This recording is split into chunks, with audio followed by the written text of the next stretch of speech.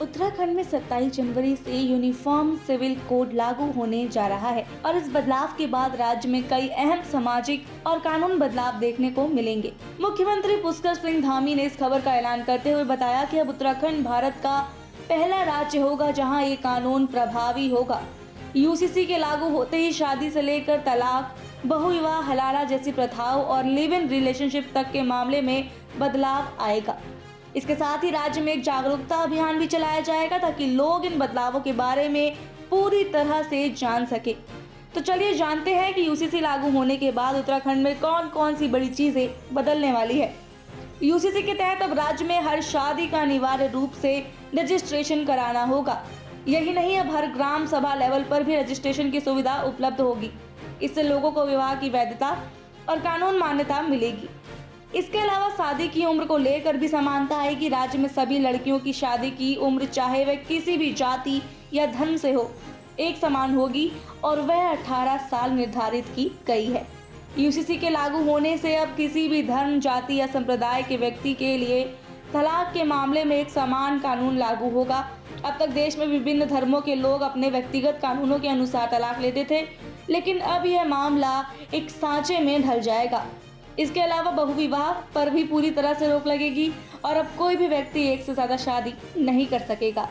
UCC लागू होने के बाद उत्तराखंड में हलाला जैसी प्रथा को भी खत्म कर दिया जाएगा। यह एक महत्वपूर्ण कदम होगा जो समाज में महिलाओं के अधिकारों की रक्षा करेगा। इसके अलावा उत्तराधिकारी के मामले में भी लड़कियों को लड़कों के बराबर अधिकार मिलेंगे, जिससे परिवार में समानता आएगी। अब लिव इन रिलेशनशिप में रहने वाले कपल्स के लिए रजिस्ट्रेशन कराना अनिवार्य होगा। अगर कपल की उम्र 18 से 21 साल के बीच है तो उन्हें अपने माता पिता की सहमति भी प्राप्त करनी होगी। यूसीसी के तहत इस प्रकार के रिश्ते में पैदा होने वाले बच्चों को भी वही अधिकार दिया जाएगा जो शादीशुदा जोड़ों के बच्चों को मिलते हैं। इससे समाज में लिव इन रिलेशनशिप को एक कानूनी और सामाजिक स्वीकृति मिलेगी।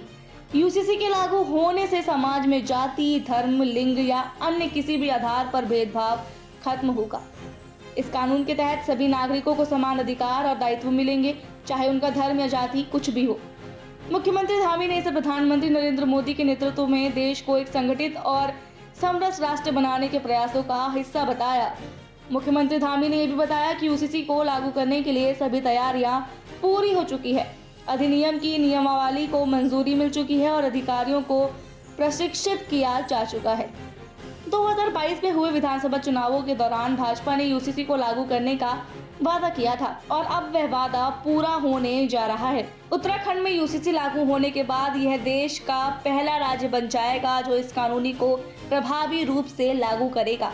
असम जैसे अन्य राज्यों ने भी इस मॉडल को अपनाने की इच्छा जताई है। यूसीसी से विवाह, तलाक, उत्तराधिकार, सहवासी संबंध जैसे मामलों में एक रूपता आएगी, जिससे समाज में न्याय और समानता का वातावरण बनेगा। उत्तराखंड में यूसीसी लागू होने के बाद कई पुराने और विवादास्पद मुद्दों का समाधान हो सकेगा। समाज में महिलाओं और बच्चों के अधिकारों की रक्षा होगी और समाज में समानता का माहौल बनेगा। ये बदलाव न केवल उत्तराखंड बल्कि पूरे देश के लिए मिसाल साबित होगा।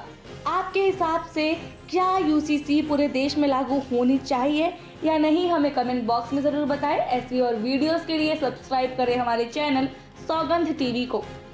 आप देख रहे हैं सौगंध टीवी, सौगंध वतन की।